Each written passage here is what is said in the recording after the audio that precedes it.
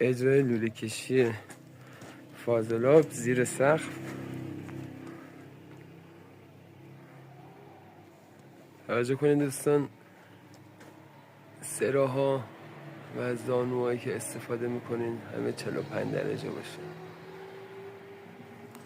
این قسمت این توالت فرنگیه، این توالت ایرانیه، سیفون خورده 45 درجه.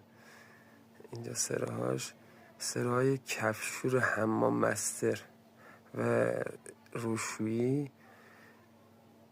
اینا سراه سواره، یا کنن رو به بالا، زانوی 45 درجه. اینو خیلی دقت کنیم. این طرف هم همینطور. قسمت ماشین ظرفشویی هستش. این قسمت این کفشوره.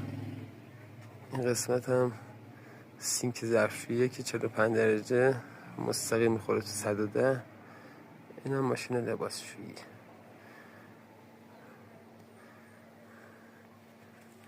اجرا شده.